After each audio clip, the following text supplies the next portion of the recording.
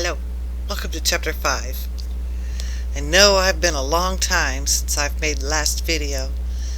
I've just not been feeling well. That's what happens. Kidney failure is not a joke. Chapter 5 of The Great Brain, The Death of Old Butch. It was just a couple of weeks after I had seen Tom cry for the first time that a dog named Old Butch died. He was a mongrel dog, who was everybody's dog, and yet he was nobody's dog.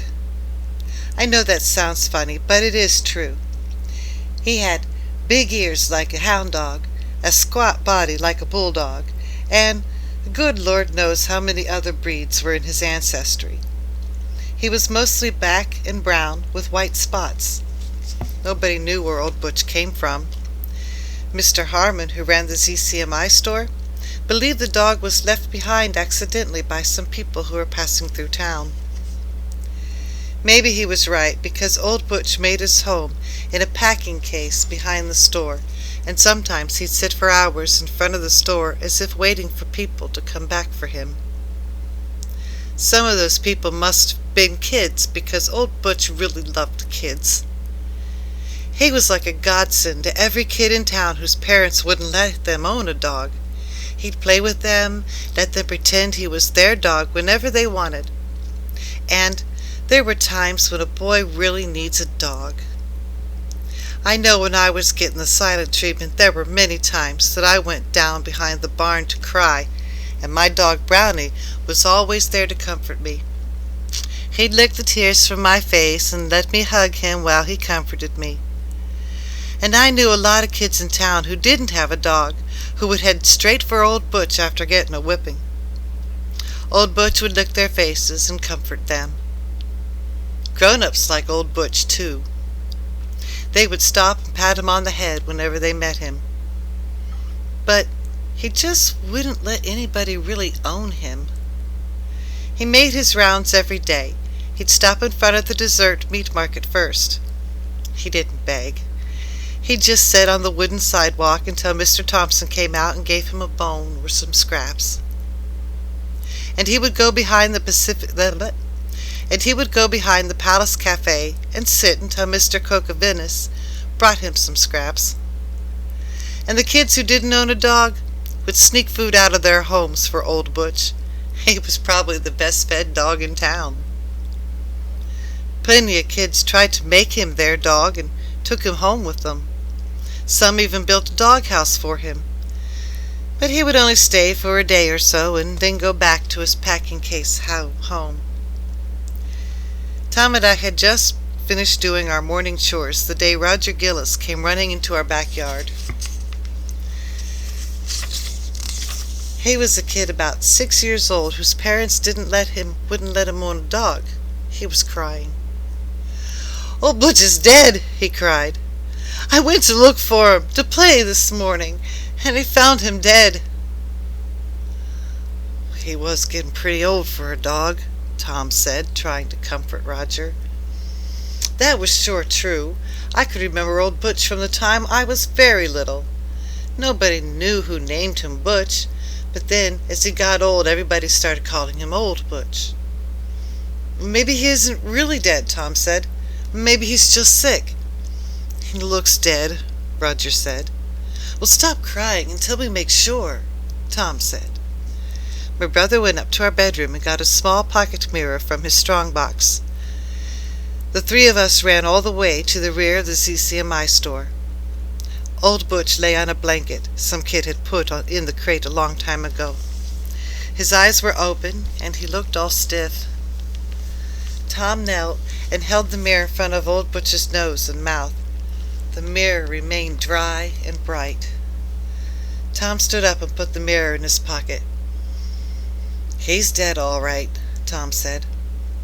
Bad news travels fast in a small town. Andy Anderson and Howard Kay and Jimmy Peterson and Seth Smith came running up the alley. They were all the kids whose mothers wouldn't let them have a dog. Their mothers said dogs made too much of a mess on lawns and gardens. Then Uncle Mark came riding up the alley on his white stallion. He stopped and dismounted.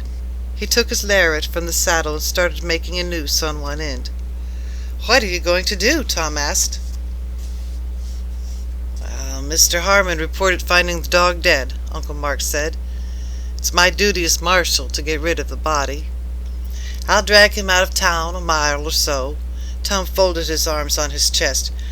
"You aren't going to drag old Butch out of town and leave him for the buzzards," he said. "Well, there isn't anything else I can do," Uncle Mark said. "He's just a dog, and he is dead." "He was more than just a dog," Tom said. "Maybe you can't do anything about it, but us kids can." "Like what?" Uncle Mark asked with a surprised look.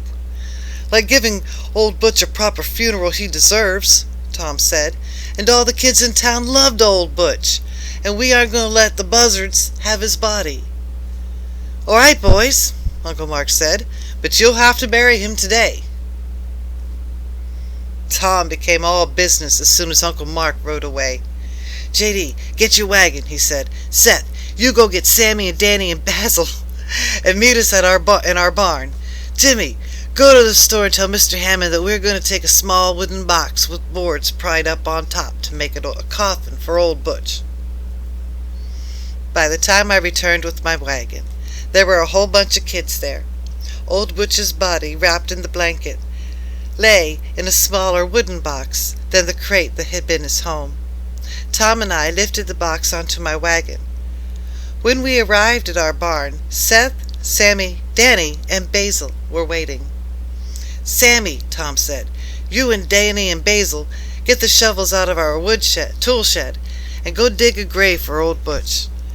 Take a pick along, too. You might need it." They didn't ask questions. They all knew there was a small piece of ground just south of the cemetery where people sometimes buried their pets. They left to dig a grave there. "Jimmy," Tom said, "you go to the meat market and tell Mr. Thompson that we want a big bone to bury with old Butch." Jimmy hitched up his britches, which were too big for him, as he looked at Tom with surprise. "If he's dead, he can't eat," he said. "The Indians always bury their dead with enough food to last until they get to the happy hunting ground," Tom said. "Maybe there's a happy hunting ground for good dogs like old Butch. We'll put a bone in his coffin to last him until he gets there." Tom told me to go ask Mama if we can have the old American flag that she'd put in our attic when Papa bought a new one. I ran to their kitchen where Mama and Aunt Bertha were kneading dough to make bread. "Dee wants the old flag you put in the attic," I said. "Why?" Mama asked. "To put on the coffin," I said. "Coffin?" she said. "Is Mr. Peters dead?" I guess Mama thought Mr. Peters was a Civil War veteran and entitled to have a flag on his coffin, and that Mr. Peters died. "No," I said. "It is old Butch, and I guess Tom wants him to gives him a military funeral." "God love that boy," Mama said. "Sometimes I get so exasperated with him I can scream. And then he does something that makes me very proud he is my son. Of course he can have the old flag." Whoa! Oh shoot. Okay, part 1.